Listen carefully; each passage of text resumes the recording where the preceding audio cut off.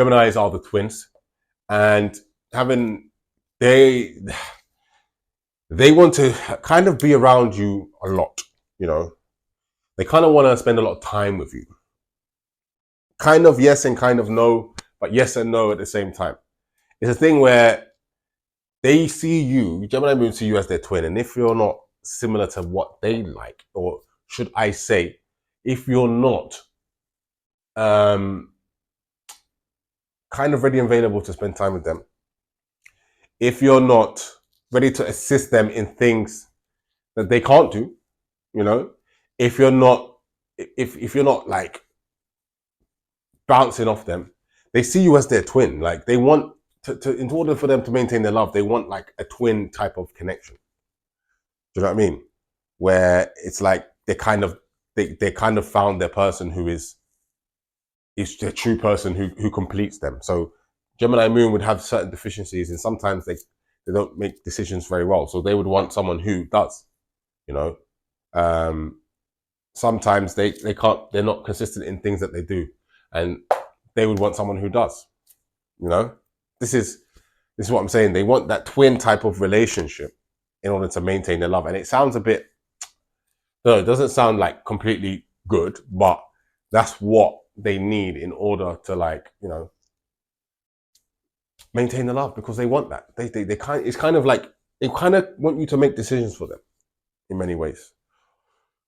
It's just they need that twin. They need that somebody who they can say is not just like my partner, who is like them but completes them. In this is what they want. They want to be completed, and for them to maintain their love, that's what they feel they need. They feel they need that strongly, and that's why all the this is why we're talking, because they can talk nicely too. They can talk bad if they want to as well. Don't get me wrong, but that's why they need you to talk nicely. That's why they need you to be social. That's why they need mental stimulation, because they ultimately want the person who's like them but has just slight differences. But they want someone like them because they want a twin. You know, it's the two-face, and they want to match the two faces, the two twins. They want to complete each other. Another thing that, you know, they don't like big time is, you know, or they do like to maintain the love, is positivity.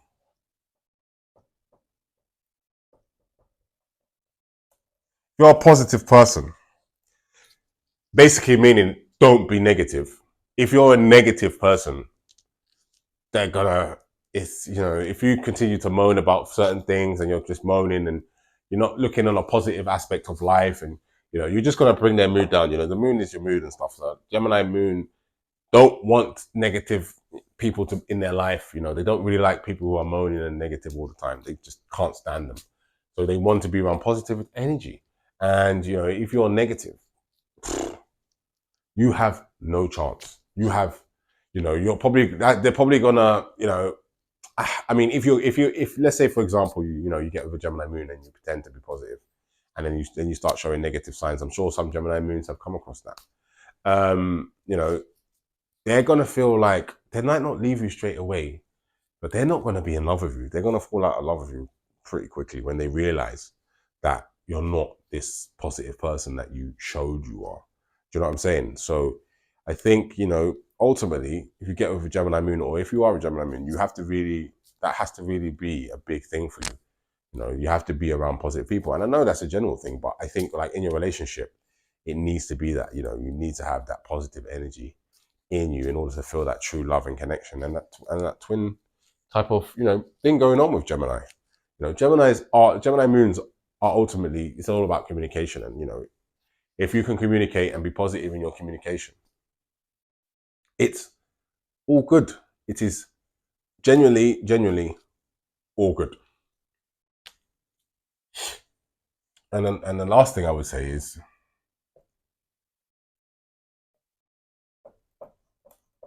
you give freedom.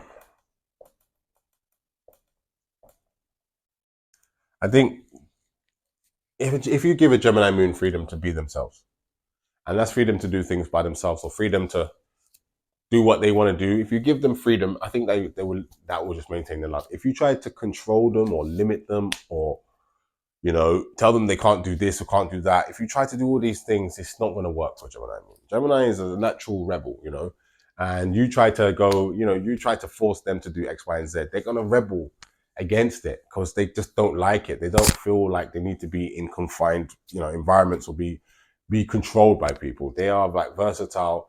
They like to go here, everywhere, and they're, you know, they're social butterflies in some sense, and they need the freedom to express how they operate, you know.